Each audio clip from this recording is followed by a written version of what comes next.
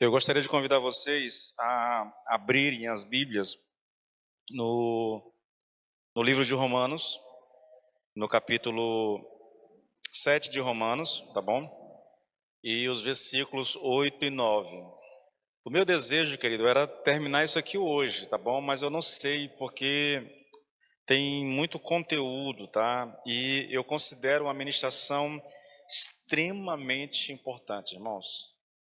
Antes de vocês chegarem, né, eu estava ali orando e dizendo para Deus: Senhor, é impressionante como a gente tem um conteúdo tão profundo, tão importante para a nossa caminhada, e às vezes a gente quase que não. É como se as pessoas não se interessassem por isso, sabe? Eu penso que muitas vezes, irmãos, a nossa deficiência na vida cristã, a nossa fraqueza espiritual, ela se dá exatamente porque algumas pessoas têm preguiça, sabe? Elas não se expõem à palavra de forma adequada, e quando se expõem, elas querem essa comidinha rala, fraca, entendeu? Que não sustenta, querem nesse miojo espiritual, uma comida pronta, instantânea, sabe? E o que nós temos aqui, irmãos, é alimento sólido. O que nós temos aqui é algo substancioso, sabe? Que, se compreendido por nós, pode fortalecer a nossa vida cristã de uma forma que vocês nem imaginam. São verdades tão tremendas, irmãos, são verdades tão profundas, que às vezes eu fico assim: meu Pai eterno, é tanto tempo, porque eu prego há muito tempo em Romanos, né?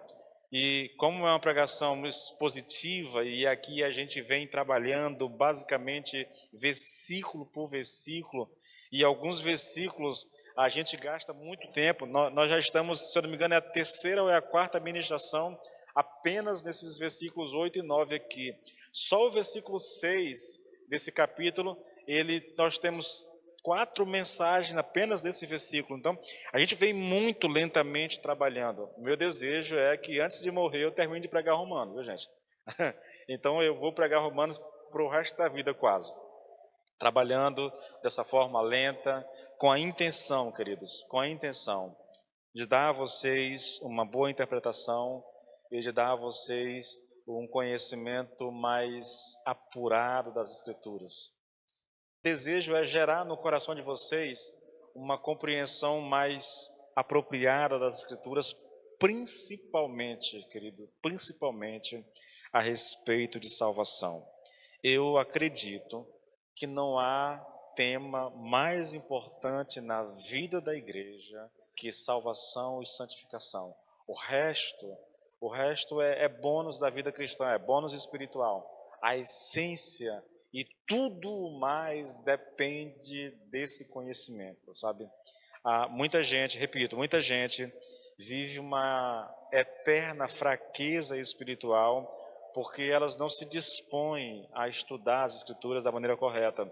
Elas não querem realmente conhecer, né, aprofundadamente a palavra de Deus. Elas se contentam com 5 passos para a prosperidade, sei lá, 7 passos para uma vida, para uma construção de bons relacionamentos, ou qualquer coisa dessa natureza.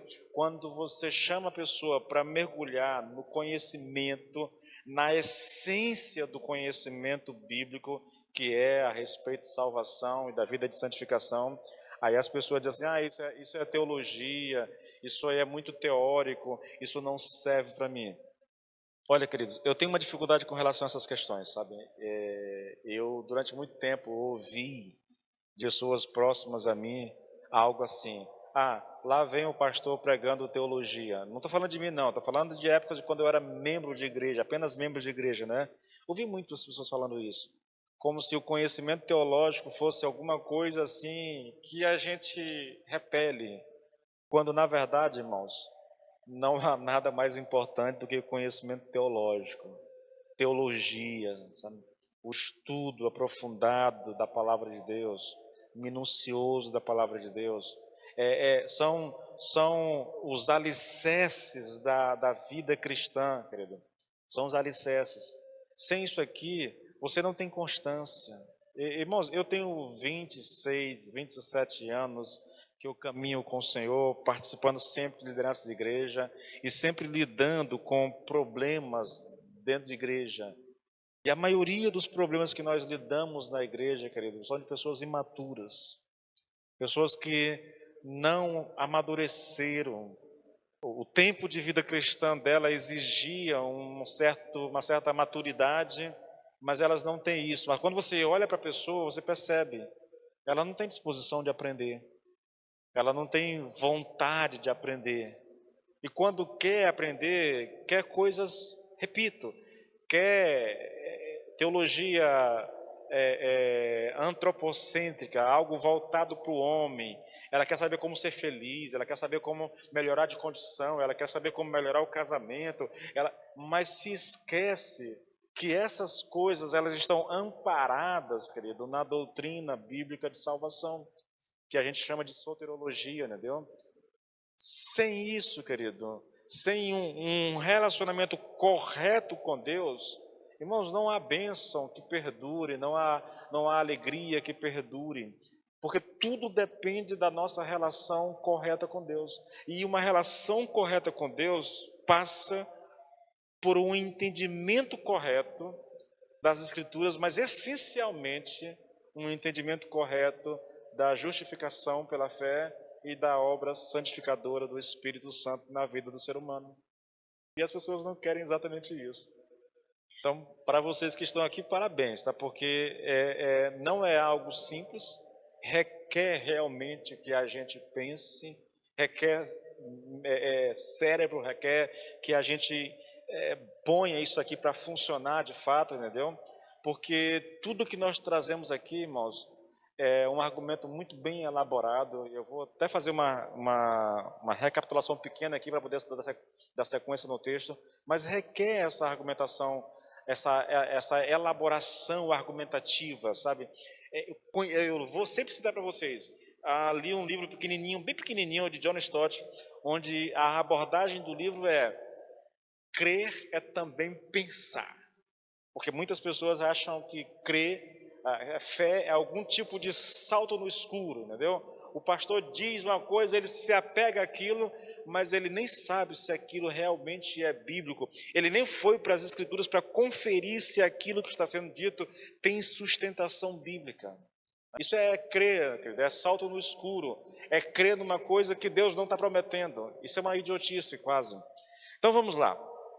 Romanos 7, versículo 8 e 9.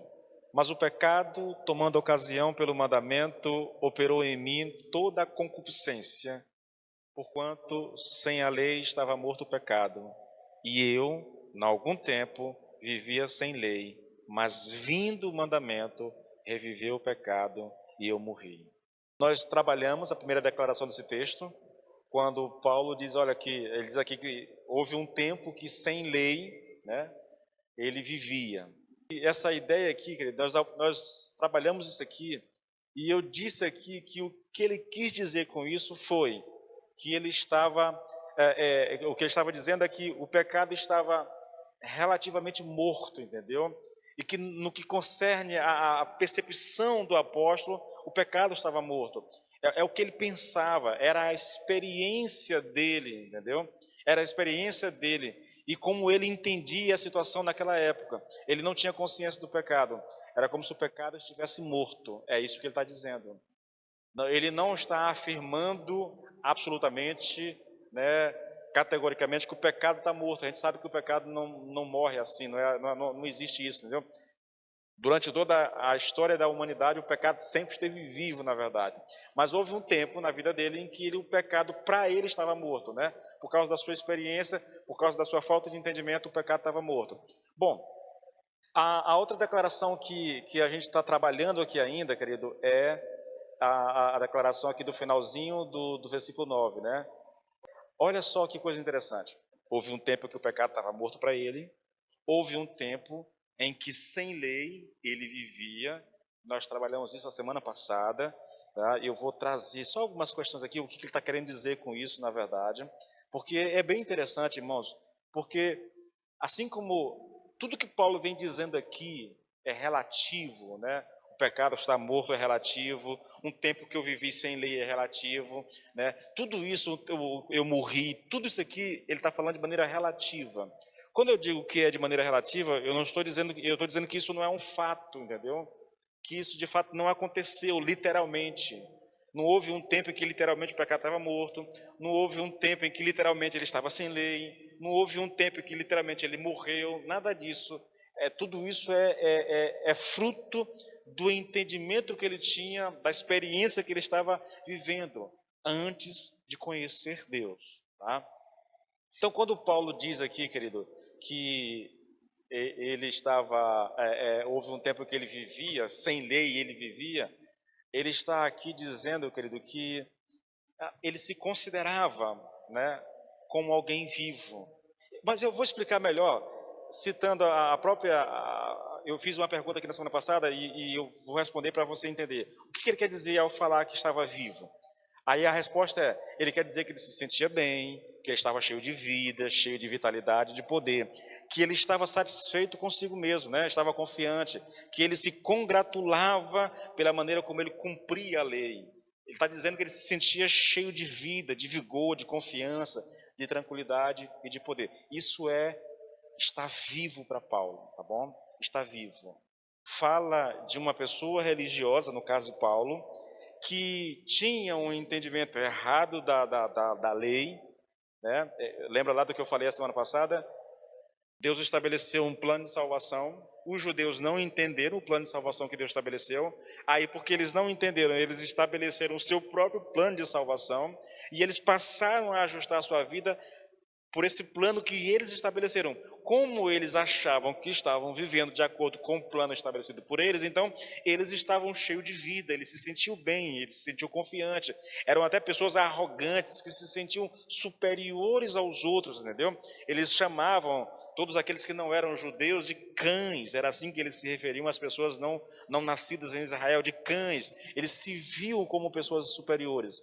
Então, principalmente os fariseus da época de Paulo, né, os líderes religiosos, porque obedecia a algumas coisas que eles estabeleceram para si mesmos, eles se achavam pessoas boas moralmente, pessoas boas religiosamente. Então, eles estavam cheios de vidas, tá? Eles se sentiam assim, eles chegavam ao ponto de se congratular mesmo, né, a si mesmo por causa da situação que eles viviam.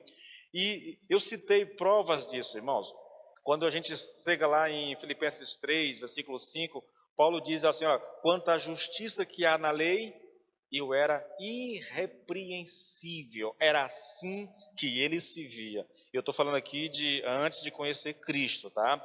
Também falei aqui, citei aqui Gálatas 1,14, Paulo diz, olha, fui um dos judeus mais religiosos da minha idade, né? Ele estava acima de todos os outros na idade dele, ele era uma pessoa extremamente religiosa, estava satisfeita consigo mesmo, isso é estar vivo. Houve um tempo que sem lei, vírgula, eu vivia, é disso que ele está falando, entende? É disso que ele está falando. Aí eu citei também para você a semana passada, a parábola lá, a história lá do publicano e do fariseu, né, que chegam para orar ao Senhor. Aí o fariseu se aproxima lá e fica em pé e ele começa a orar de si mesmo, de si para si mesmo, dizendo, ó Deus, graças te dou, porque eu não sou como os demais homens. Falei sobre isso bastante, querido. Citei o caso do jovem rico que chega para Jesus e diz assim, Senhor, o que eu devo fazer para ser salvo, né? O Senhor diz, tu conheces os mandamentos? Aí ele começa a citar os mandamentos, né? Não matarás, né? Não adulterarás, e tal. E ele diz assim, Senhor, faço isso desde criança. E disse a vocês, Jesus não contrariou aquele homem, porque ele sabia que aquele homem estava falando a verdade. Pelo menos a verdade que ele estabeleceu para ele, entendeu? De acordo com o entendimento que eles tinham da lei, ele realmente obedecia à lei. Aí o Senhor, por conhecer o coração do homem, por saber que, mesmo que estivesse falando a verdade, aquilo não era verdade, ele provoca aquele cidadão e diz assim, olha, se você quer realmente ser salvo, vai, vende tudo que tem, dá aos pobres e depois me segue. Aí o coração dele se manifestou, entende? Aí a avareza no coração, aí o amor ao dinheiro saiu, vou usar aqui uma redundância, saiu para fora. Aí o coração se manifestou, querido. O coração se manifestou. Vai lá, né? Então, tudo isso, irmãos, a gente trouxe a semana passada. E eu fiz uma pergunta aqui, que eu vou trazê-la. Por que Paulo, antes da conversão, o fariseu que eu citei aqui agora há pouco, o jovem rico aqui, todos eles agiam dessa maneira, né? E a resposta é, por que eles agiam dessa forma, né? Por que eles faziam assim? E a resposta é que eles não conheciam a justiça de Deus, eles não conheciam a lei da forma correta. Queridos, esse é um texto muito importante, o que Paulo cita lá em Romanos 10. Eles não conheciam a justiça de Deus. Eles não entenderam o plano de salvação que Deus estabeleceu.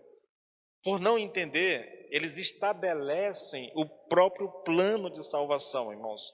É isso que Paulo diz.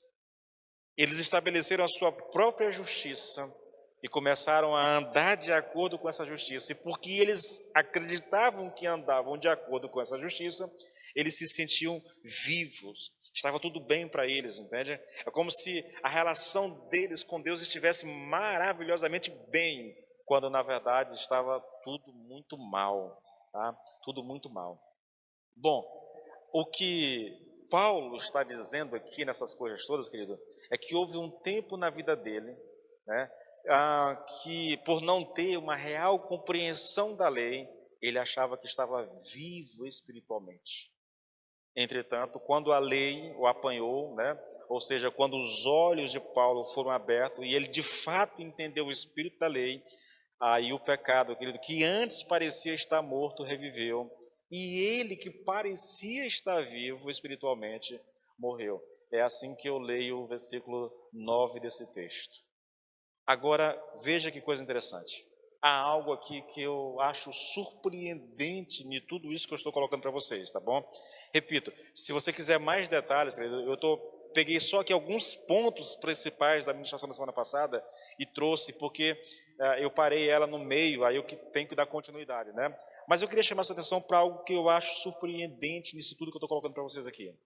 Porque o texto que nós estamos lendo parece dizer, querido, que a lei de Deus, ela causa um efeito inimaginável na vida das pessoas, entendeu?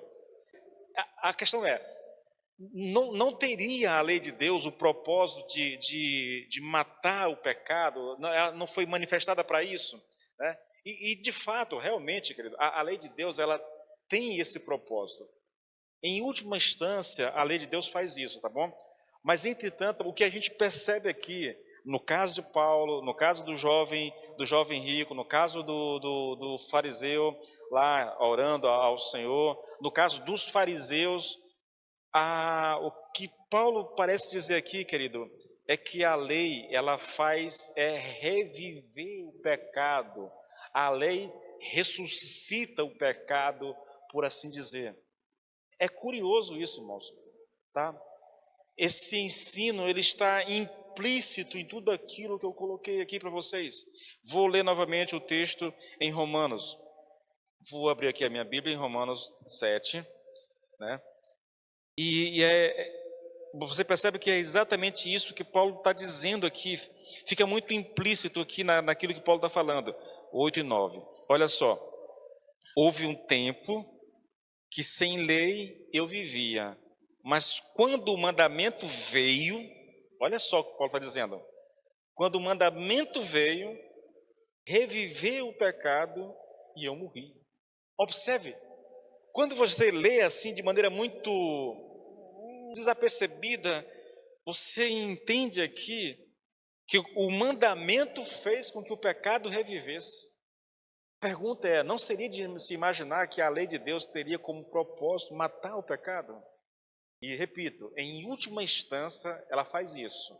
Entretanto, querido, o que Paulo diz aqui é que a lei, o mandamento, faz reviver o pecado. Tá, eu quero que você entenda que tudo isso aqui é colocado, querido, perspectiva experimental desse homem, tá? É como ele viu as coisas, é como ele percebeu as coisas. E, na verdade, essa percepção que Paulo teve aqui, ela foi acontecer depois que foi salvo, entendeu? Antes de ser salvo, ele não tinha essa perspectiva. Antes de ser salvo, ele não tinha noção. Antes de ser salvo, ele se via como alguém irrepreensível, como alguém que cumpria cabalmente cada detalhe da lei. Era assim que ele se via. Depois que ele foi salvo, que ele olha de relance para trás, aí ele percebe toda a loucura em que ele estava inserido. Então, tudo isso aqui é vista pela perspectiva experimental de Paulo, entendeu? Quando ele tomou conhecimento do real sentido da lei, então ele pôde perceber o poder e a real natureza e caráter do pecado. O pecado é como se o pecado estivesse morto. Quando ele teve entendimento, quando Deus abriu os olhos dele, aí ele percebeu, querido, que o pecado estava vivo, muito vivo. Ele pôde perceber o poder do pecado, a natureza do pecado, o caráter do pecado. Nós vamos estudar um pouco mais sobre isso aqui lá para frente, alguns versículos para frente, tá bom? Mas é como se fosse Deus tirou as escamas dos olhos dele. Eu já contei isso aqui a vocês. Foi uma experiência parecida com essa que eu tive, entendeu? Na minha conversão, quando Deus me alcançou. Foi algo, não quero me comparar com Paulo jamais, entendeu? Mas eu tive uma experiência bem interessante. Antes de conhecer Deus, antes de Deus me alcançar, né? Eu achava que estava tudo bem comigo, entendeu? Eu achava que minha vida era muito boa. Eu sempre pensava assim, eu nunca matei ninguém, eu nunca fiz isso, eu nunca fiz aquilo. Então, de acordo com a minha justiça própria, eu achava que estava tudo bem. Fazia algumas coisinhas de errado, mas aí eu olhava ao meu redor e todo mundo fazia a mesma coisa. Eu dizia, bom, se está todo mundo fazendo é porque, né, não tem tanta importância. Aí eu comecei a ler a Bíblia. Comecei a ler a Bíblia pelo Velho Testamento, Gênesis, contei isso aqui semana passada. Li Gênesis. A Gênesis tremendo, lindo, né, a história, principalmente lá quando chega na parte de José, lá da família de José, aquilo é muito emocionante. Aí eu cheguei em Êxodo, e foi muito bem, querido, é emocionante ler as pragas, ver como o agir de Deus e tudo mais, mas quando chegou em Êxodo 20, aí o negócio pegou para mim. Quando a lei foi dada, eu estou lendo um livro, irmãos, e é incrível isso, né? Vocês sabiam que praticamente toda a Bíblia, todos os mandamentos da Bíblia, eles estão resumidos nos 10 mandamentos que Deus deu ao povo de Israel? É curioso isso, né? Porque quando eu cheguei naquela parte, irmãos, da lei, de Deus falando ao povo, depois de Deus dando a Moisés a lei, aquelas leis lá, social, cerimonial, aquela coisa toda lá, a lei moral, irmãos, aí, alguém falou? Não, né? Aí Deus arrancou as escamas dos meus olhos e eu comecei a me ver nas Escrituras, irmãos. E a visão que eu tinha de mim mesmo era horripilante. E eu dizia para mim mesmo, lendo sozinho, sem ninguém para me ajudar, e só dizia assim, meu Deus, eu estou ferrado, eu estou ferrado, eu estou ferrado porque eu me vi, sabe, aquelas práticas citadas ali, algumas delas eu me vi claramente, muito claramente. Foi o mandamento que me alcançou, foi a lei que me alcançou, foi Deus que abriu os meus olhos, entende? Depois daquilo, minha vida nunca mais foi a mesma. Foi a partir dali, querido, que aí eu combinei com o meu colega, com o Jadaías, pedi para ele falar com o pastor dele na minha casa, porque eu queria conversar, eu queria entender melhor. Né? Até que o pastor Jair foi na minha casa, faz muito tempo isso, uma quinta-feira, se não me falha a memória. Terça ou quinta, não lembro o que, foi na minha casa. E ali ele me explicou o evangelho e eu aceitei a Cristo. Basicamente isso aqui que Paulo está citando, irmãos. Havia um engano religioso, acreditava em coisas, mas essas coisas não tinham nada a ver com a verdade. Por isso ele se via como um bom religioso. Quando Deus abriu os olhos, percebeu que tudo aquilo que ele acreditava era nada. Ele chega a chamar isso de esterco. Entendeu? O orgulho que ele tinha da sua prática religiosa não passa de esterco. Filipenses 3. Filipenses 3. Bom, então vamos lá. Eu quero abrir aqui um parênteses para explicar uma coisa que eu disse a vocês, tá bom? Eu disse a vocês que a lei, em última instância, ela foi dada para matar o pecado. E a questão é, como é que a lei faz isso? Né? Porque fazer tal afirmação, querido, não contraria tudo que foi dito a respeito da lei nessa carta? Olha só, em primeiro lugar, irmãos, eu quero que você entenda uma coisa. As escrituras não se contradizem, tá? E que fique bem claro isso. O que pode acontecer, querido, é que existem textos difíceis de serem compreendidos e que aparentam serem contraditórios, mas isso não significa que haja contradição na Bíblia. Por que não é contradição? Porque a Bíblia é a palavra de Deus e Deus não pode se contradizer, tá? A Bíblia tem um autor, irmãos, tem um autor, Deus, através do seu Espírito. Ele é o autor. Como o autor, ele não vai se contradizer. Então, olha só, eu estou dizendo aqui, e eu vou explicar para vocês, que a lei, em última instância, ela mata o pecado. Se isso é verdade, então como é que a gente explica esses textos falando a respeito do propósito da lei? Percebe que eu vou apresentar a vocês aqui uma aparente contradição. Tá? Eu estou dizendo que a lei, em última instância, ela mata o pecado. Mas eu vou citar um monte de texto que diz que a lei tem um propósito muito específico. Por exemplo, Romanos 3, 19 e 20. Ora, sabemos que tudo que a lei diz é dito aos que vivem debaixo dela, né? Debaixo da lei. E com que propósito? Olha só o propósito da lei. Para que toda boca se cale e todo mundo seja culpável diante de Deus. Observe que o texto está dizendo que a lei tem o propósito de calar toda a boca e de tornar todo mundo culpado diante de Deus. Agora versículo 20. Porque ninguém será justificado diante de Deus por obras da lei, pois pela lei vem o pleno conhecimento do pecado. Então, Paulo está dizendo aqui que a lei foi dada para nos dar o pleno conhecimento do pecado. Isso contraria a ideia de que a lei mata o pecado, não contraria? Isso é uma aparente contradição. Agora veja Romanos 5:20. Sobreveio a lei para que avultasse a ofensa. A lei veio para que a ofensa aumentasse. Parece aqui que o texto está dizendo que a lei tem o propósito de fazer aumentar a ofensa. Agora Romanos 7:5. Pois quando éramos controlados pela carne, as paixões pecaminosas despertadas pela lei atuavam em nossos corpos, de forma que dávamos frutos para a morte. Observe que o texto está dizendo que as paixões pecaminosas despertadas, a lei desperta as paixões pecaminosas em nós, tá? É só estou mostrando aqui, eu vou trabalhar esse texto aqui, porque eu já ensinei isso aqui em outros lugares. Agora, Gálatas 3:11. E é evidente que pela lei, ninguém é justificado diante de Deus, porque o justo viverá pela fé. Então, a lei não foi dada para salvar ninguém. A palavra justificado aqui tem o sentido de salvar, tá? A lei, pela lei, ninguém é salvo diante de Deus. Ela não foi dada para isso. Agora, 3:19. Então, qual é o propósito da lei? Ela foi acrescentada depois que a promessa foi dada, a fim de mostrar aos homens quanto eles são culpados em quebrar as leis de Deus. Todos esses textos que eu li aqui fala basicamente dos propósitos da lei, pelos quais a lei foi dada. A pergunta é, então como é que a lei mata? Se não há contradição, como é que a gente explica isso? Como é que a lei mata o pecado? E aqui, querido, entenda bem, isso aqui faz parte de um entendimento geral do ensino da Bíblia. A lei, ao revelar a natureza pecaminosa e a incapacidade humana de cumpri-la perfeitamente, ela leva as pessoas a reconhecerem a sua necessidade de salvação e a buscar a graça e o perdão oferecidos por meio de Jesus Cristo.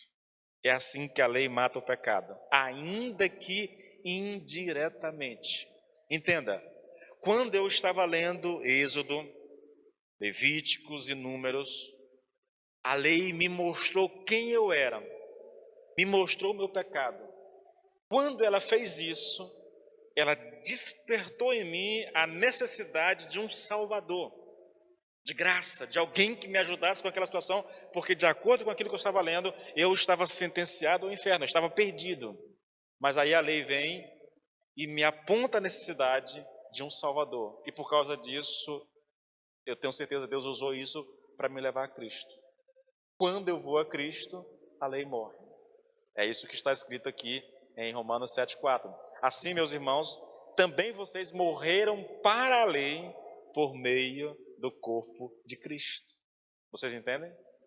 A lei aponta o meu pecado, ela aponta o estado do meu coração, e se de fato é Deus falando comigo, querido, a única reação imaginável a alguém que está recebendo de Deus essa revelação, que Deus está tirando assim, as escamas dos seus olhos, eu preciso de ajuda, eu preciso de um Salvador. Aí a pessoa corre para Cristo. Nesse sentido que a lei mata o pecado, ela me leva para Cristo. Paulo chegou a dizer lá em Gálatas, acho que 3 ou foi 4, eu não lembro aqui, que a lei nos foi dada como uma espécie de aio, né? Um tutor que nos leva para Cristo. Realmente ela faz isso, irmãos. E ela nos leva para Cristo apontando o estado do nosso coração e o poder do pecado na nossa vida. É exatamente isso que Paulo está dizendo aqui, irmãos. É exatamente isso que Paulo está dizendo aqui. Fechando esse parênteses para explicar como é que a lei mata o pecado, eu quero fazer uma citação de Lloyd Jones, voltando agora para o assunto, entendeu? De Paulo, ao dizer que houve um tempo em que sem lei eu vivia. Eu já expliquei o que é esse sem lei, tá bom? O que é viver, na verdade. Ele se achava espiritualmente vivo, né? Eles tinham uma compreensão equivocada da lei, né? E eles estabeleceram o próprio plano de salvação para si, passaram a viver de acordo com esse plano, e por causa disso eles pensavam que estava tudo bem com eles, que não tinha nenhum problema. Repito, Paulo se via como alguém irrepreensível. Era assim que ele se via, como alguém sem defeito. Eu obedeço piamente, categoricamente, tudo o que a lei diz. Agora olha só essa citação de Lloyd Jones. A lei irrita o pecado, perturba-o, e com as suas proibições ela desperta o pecado. Sem a resistência suprida pela lei, Paulo não tinha consciência da força do pecado. Sem essa proibição, sem esse antagonista, ele jamais conheceria o real poder do pecado dentro dele. Quando a lei veio poderosamente e lhe disse que não devia desejar ou cobiçar o que ele não poderia obter de modo lícito e legítimo, de repente ele sentiu um irresistível desejo dessas coisas. O texto veio e diz: não cobiçarás. Não cobiçar aquilo que não pode ser seu de um modo lícito, de modo legítimo. Não deseje para si alguma coisa que Deus proíbe. Quando o mandamento veio a ele, entendeu? Que ele entendeu o mandamento, aí ele sentiu a força do pecado dentro dele. Irmãos, essa é uma coisa muito interessante e que eu venho dizendo isso a vocês aqui há algum tempo. Quando isso é a experiência de qualquer pai, quando você diz não faça ao seu filho, se prepare porque você vai ter oposição. Entende? O mandamento instiga a criança a desobedecer. E entenda isso, querido, ela faz isso por causa do pecado dentro dela, na natureza dela, entendeu? Então eu vou dizer a vocês, sem medo de estar falando besteira, quando nós proibimos os nossos filhos de fazer alguma coisa, nós estamos instigando eles a fazer aquilo que nós estamos proibindo. Que é de fato isso. E isso não é uma coisa, não é uma regra só para os filhos. Isso é uma regra para a vida. Vocês já ouviram dizer, há um ditadozinho maligno por aí, que diz que aquilo que é proibido é mais gostoso? Irmãos, isso por causa do pecado dentro de nós. Isso por causa do pecado dentro de nós. Irmãos, eu queria chamar a sua atenção, e eu estou vendo que eu não vou andar quase nada, olha, para um texto muito parecido com esse aqui que nós estamos estudando em Romanos 7, 8 e 9. Vou te levar para João, vou te mostrar isso na prática, tá? Aqui Paulo está falando da experiência dele, mas vou te mostrar isso de maneira mais prática ainda. João, capítulo 15, versículo 22 e 24. Olha, isso são palavras de Jesus, irmãos. Ele está dizendo assim: se eu não tivesse vindo e lhes falado, eles não teriam nenhum pecado. Mas agora não tem desculpa do seu pecado. Versículo 24. Se eu não tivesse feito entre eles as obras que nenhum outro fez, eles não teriam nenhum pecado. Mas agora não somente viram como também odiaram tanto a mim como o meu Pai. A primeira vista aqui, queridos, que o Senhor Jesus está dizendo é o seguinte: olha, se eu não tivesse vindo ao mundo, aquelas pessoas daquela época, principalmente os fariseus, não teriam nenhum pecado. Em outras palavras, elas estariam vivas.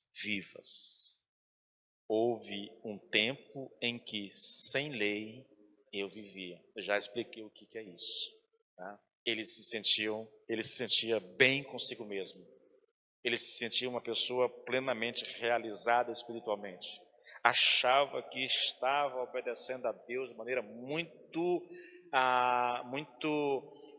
coloco isso para vocês, é como se a obediência dele fosse perfeita. Nós estamos obedecendo a Deus em cada detalhe. É isso que está dizendo aqui. E o que Jesus está colocando aqui é basicamente a mesma coisa. Jesus está dizendo, se eu não tivesse vindo ao mundo, elas não teriam pecado. A questão, querido, nós sabemos que todas aquelas pessoas eram pecadoras. Todas elas estavam condenadas. Que todas elas estavam mortas em suas ofensas e pecados, como diz lá Efésios 2:1. Ou, se você quiser, Romanos 3, versículo 10, ali 11, 12. Ele está dizendo, querido, aqui, exatamente a mesma coisa que Paulo disse, né? Que o efeito da vinda de Jesus pôs à amostra os pecados daquela geração. Elas eram pecadoras antes? Com certeza. Porém, em certo sentido, não se viam como pecadores. Imagine aqui, vamos pegar aqui só os fariseus como exemplo do que nós estamos colocando aqui, tá bom? Eles não se viam como pecadores. Não era óbvio que eles eram pecadores enquanto Jesus não apareceu.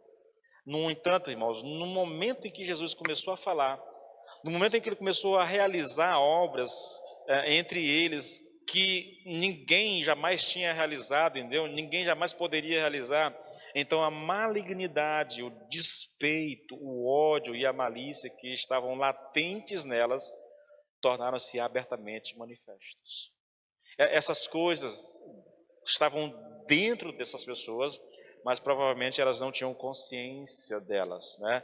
Se o Senhor Jesus não tivesse vindo e feito o que fez entre eles, elas continuariam ocultas.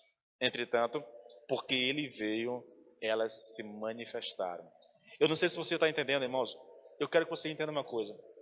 Aqueles homens, aqueles líderes espirituais, eram pecadores, embora se apresentasse como homens de Deus, como homens espirituais. Imagina aqui, quem é que conseguiria imaginar, querido, antes da vinda de Jesus Cristo, que aqueles líderes espirituais, eles eram tão ardilosos, tão odientos? Eles eram vistos como grandes homens de Deus, entende? Eles eram respeitados e admirados pelo conhecimento que tinham nas Escrituras e pela piedade manifestada nas atitudes deles.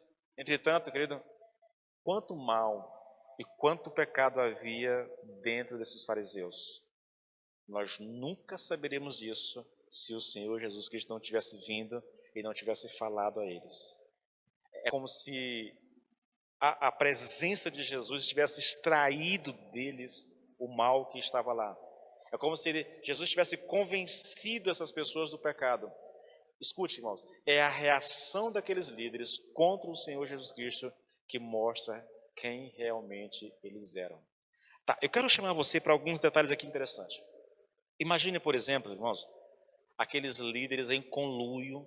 Quantas vezes, se você já leu os evangelhos, você já viu, quantas vezes aqueles líderes não se reuniram para planejar a morte de Jesus?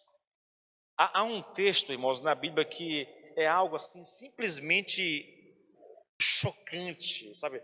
É horroroso, na verdade, a reação das pessoas. Quando Jesus lá, se eu não me engano aqui é João 11, quando Jesus quando ele ressuscita Lázaro de entre os mortos, depois de 4 dias já no túmulo, há duas reações que são as coisas assim mais absurdas que você possa imaginar em termos de contradição. Um grupo de pessoas se alegram porque Lázaro ressuscitou dentre os mortos, mas um grupo de pessoas saem daquele lugar, correm aos líderes para contar a eles o que aconteceu. E a reação daqueles líderes, irmãos, essa é uma das coisas mais assustadoras que você pode imaginar na vida cristã.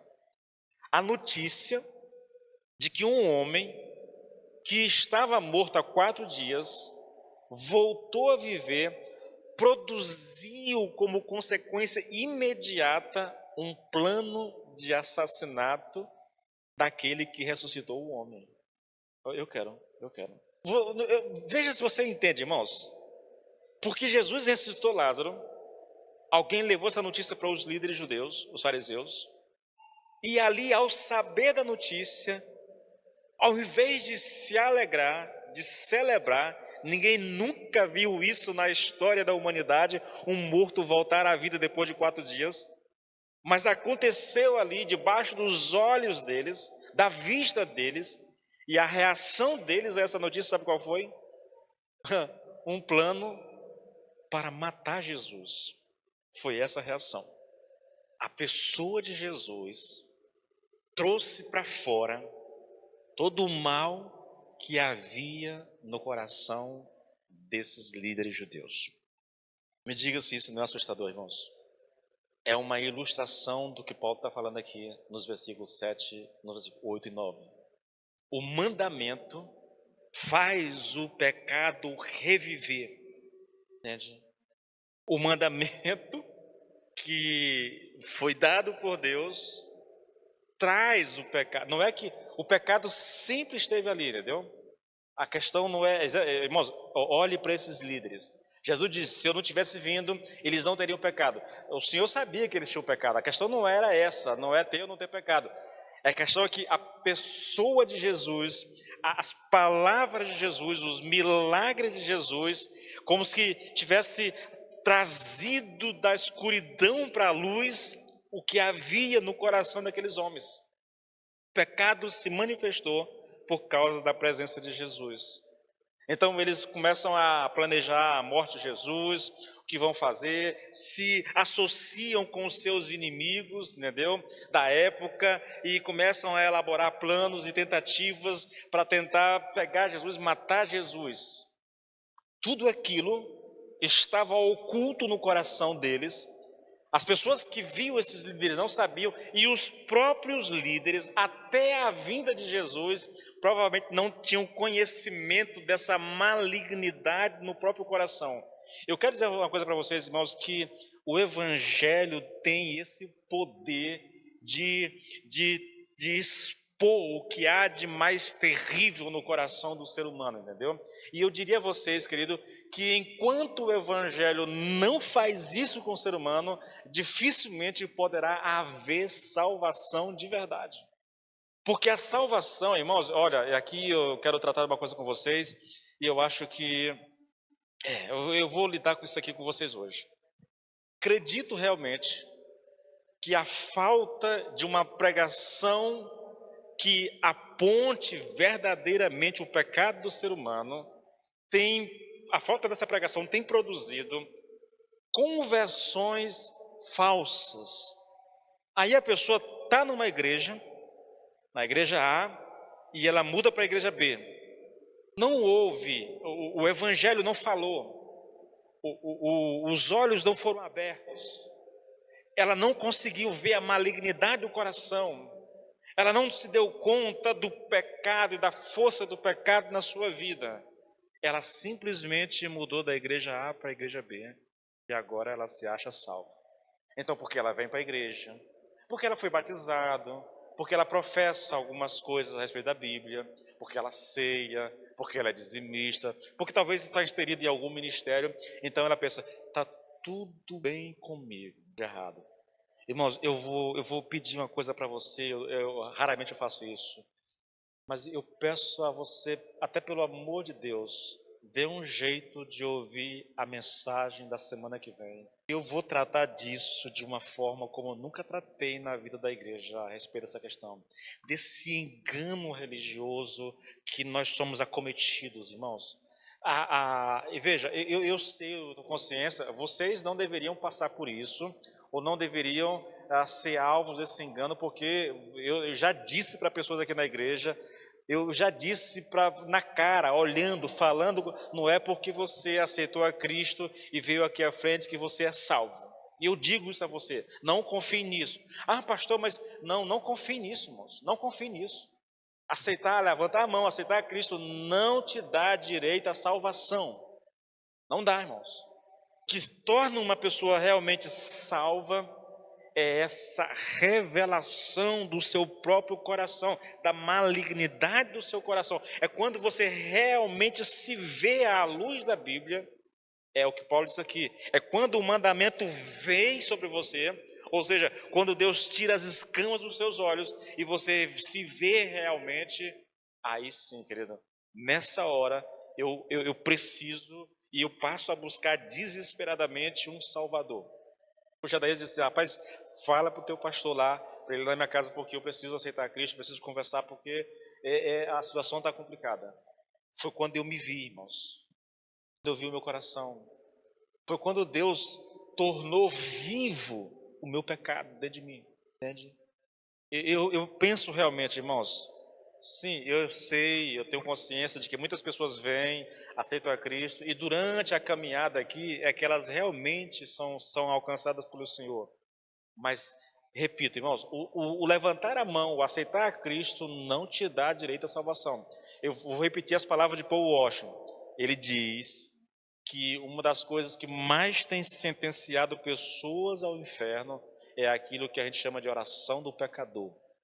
Quando a pessoa levanta a mão, vem aqui e ele faz uma oração confessando a Jesus Cristo como seu Senhor e seu Salvador, entregando a vida para Jesus. Aí o pastor diz, agora você é salvo. Pronto. Isso é engano. Isso é desafio você a encontrar na Bíblia base para essa oração do pecador.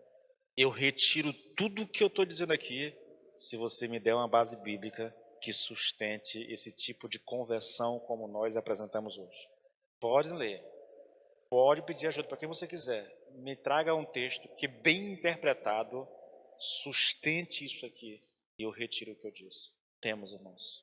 Nós criamos, o homem criou isso. Pegue a Bíblia e as pregações bíblicas e as conversões bíblicas e você não vai encontrar nada ali. Você vai encontrar o contrário disso. Pedro está pregando lá em Jerusalém, pois que o Espírito Santo foi derramado sobre eles. Pregação simples. Ele está explicando o que está acontecendo com aqueles discípulos que foram batizados com o Espírito Santo. Ele está dizendo, olha, isso aqui é o cumprimento da profecia. Aí cita Joel, é o cumprimento da profecia. Aí cita lá os Salmos. E aí, quando ele termina a pregação, 3.000 pessoas chegam para ele assim, senhores, o que é... Deixa eu abrir o texto, irmãos. Vou abrir o texto, porque é mais interessante quando a gente lê, né? Quando a gente mostra, né? Então, olha só. Atos 2, lá na parte final, 30 e alguma coisa. Deixa eu pegar aqui o texto. Versículo 30, Atos 2, 37. Quando ouviram isso, ficaram muito comovidos e perguntaram a Pedro e aos demais apóstolos, que faremos? O texto comovidos não é suficiente, irmãos. Não é, a linguagem é fraca. Olha só, quando eles ouviram isso, compungiram-se em seus corações. Aqui já começa a melhorar o texto, entendeu? A Bíblia Nova Vida, essas palavras de Pedro comoveram a todos profundamente. Você percebe? Aí já está... Tá? É essa a ideia, irmãos, do texto. Houve uma ação poderosa do Espírito no coração daqueles homens, e eles tiveram seu coração quebrantados, entendeu? Eles se arrependeram profundamente ao ouvir a pregação de Pedro, e ali eles são salvos. Mas veja só, senhores, o que faremos para ser salvos? Não foi Pedro que terminou a pregação e disse, alguém aqui quer aceitar Jesus Cristo como seu Senhor e seu Salvador? Não existe isso. Não existe isso, irmãos. É muito interessante, irmãos, quando a gente olha o texto por essa perspectiva. Veja, quando ouviram isso, ficaram comovidos ou coração quebrantados e perguntaram a Pedro e aos demais apóstolos, que faremos agora, irmãos? O Senhor, de uma só vez, abriu os olhos de quase 3.000 pessoas. E eles puderam perceber o estado do coração, o desespero no coração. E a única pergunta de um desesperado é: o que eu faço agora? Foi o que aconteceu aqui, irmãos. Isso é salvação. Isso é transformação. Isso é o poder do Espírito Santo que vem sobre uma pessoa de maneira profunda, de maneira que quebranta o coração, que faz com que a pessoa se veja como realmente ela é. E aí ela vai para o arrependimento. Eu digo a vocês, querido, tem faltado isso na igreja do Senhor. E eu vou um pouquinho mais longe. A culpa nem é tanto das pessoas que estão sentadas nos bancos. A culpa é dos pastores.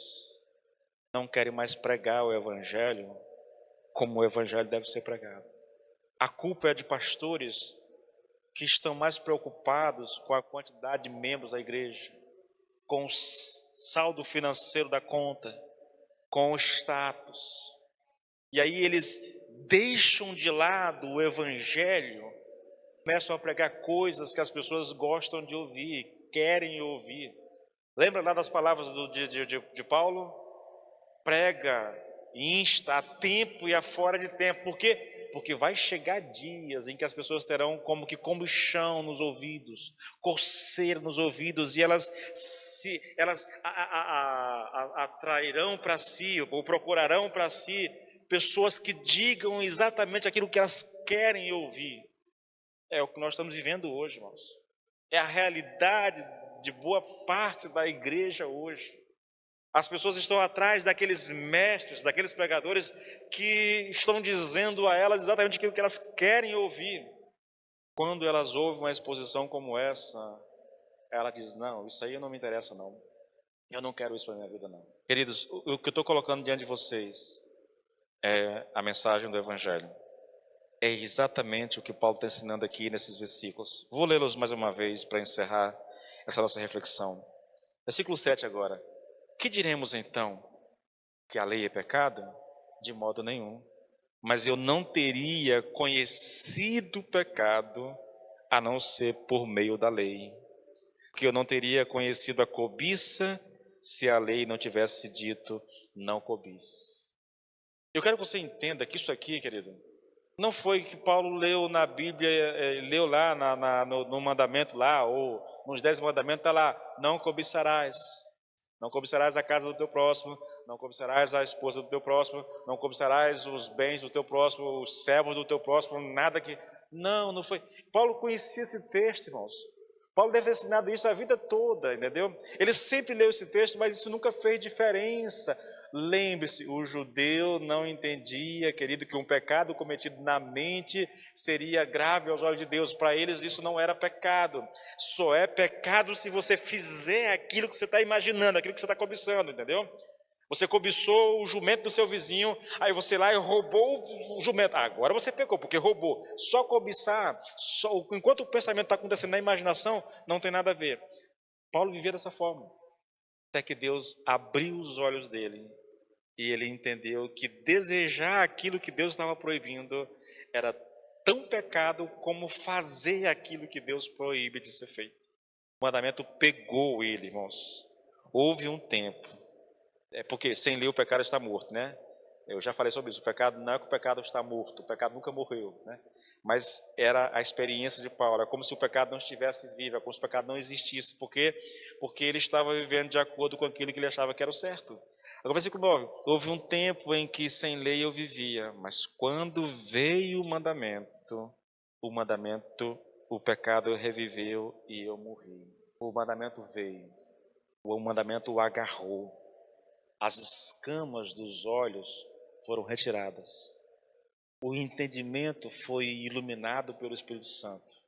Essa é uma experiência constante nas Escrituras Sagradas, irmãos. Atos 16, Lídia, lá na cidade de Filipos, Paulo está pregando, o Espírito veio e abriu o entendimento dela. Posso dizer, o mandamento foi até Lídia e o agarrou. Paulo está pregando, eu não lembro aqui agora, eu acho que é Atos 19, 18, eu não lembro aqui, 17, eu não lembro aqui. Acho que é 18 mesmo, 18. Aí o texto diz Deixa eu só abrir rapidinho. Acho que é Atos 14. Deixa eu só testar essa aqui. É porque é muita informação para estar lembrando de tudo, irmãos. Mas eu acho que é isso mesmo. Deixa eu só ver se é isso. Ah, não lembro não. Lembro não. Paulo está pregando. E o texto diz que aqueles que estavam destinados para a salvação compreenderam aquilo que Paulo estava pregando. O mandamento foi até eles. Irmãos, essa é uma experiência que nós deveríamos buscar mesmo depois de salvos. Eu venho dizendo para vocês, é preciso que Deus fale conosco. Quando você ouve uma pregação, Deus está falando contigo. Quando você lê as Escrituras, Deus está falando contigo. Mas existe uma maneira de Deus falar conosco, querido, muito mais poderosa, muito mais impactante e que nos leva a uma transformação radical. E é nesse sentido que nós devemos buscar e pedir ao Senhor que fale conosco. Quando for ler a Bíblia, Senhor, fale comigo através da Tua palavra. Quando for ouvir a pregação da palavra, Senhor, fale comigo por meio da pregação da palavra. E aguarde que o Senhor realmente traga uma palavra. Eu vou usar o termo, irmãos, eu não gosto não, mas é o termo que a gente tem, né? Que Deus nos traga uma palavra rema. Palavra específica para uma pessoa específica, numa situação específica, tá? Peça ao Senhor, Deus traga uma palavra rema para o meu coração, que nós precisamos disso mais do que qualquer coisa que você possa imaginar, queridos. Eu vou terminar por aqui por causa do tempo, irmãos, por causa do tempo. Mas eu vou te pedir, não deixe de vir na próxima semana, porque a conclusão dessa mensagem, e é aqui que nós vamos tirar aqui as aplicações, são 5 aplicações, irmãos. Vou repetir, é algo que eu praticamente nunca ensinei a vocês da maneira como eu vou ensinar. Eu queria que fosse hoje, mas não dá tempo, tá bom? Então eu vou ter tempo a semana que vem para explorar isso ao máximo. É a conclusão e a aplicação desses versículos 8 e 9 do texto aqui de Romanos, tá bom? Vamos orar ao Senhor. Senhor, meu Deus e meu Pai, nós nos colocamos diante da sua presença, Senhor. Primeiro nós damos graça porque o Senhor tem nos dado o privilégio de estudar a Tua palavra, Senhor, de aprender com a Tua palavra, Senhor. Minha oração, Pai, é que o Senhor pegue essa palavra, meu Deus, e de fato aplique ela ao nosso coração, Senhor. Meu Deus, em nome de Jesus, Pai, que a Tua palavra nos agarre, Senhor, que a Tua palavra nos pegue, Senhor, e nos transforme radicalmente para a glória do Teu nome, no nome de Jesus. Meu Deus, fale ao coração dos Teus filhos, é a minha oração a Ti, Senhor, no nome poderoso do Senhor Jesus Cristo. Amém e amém.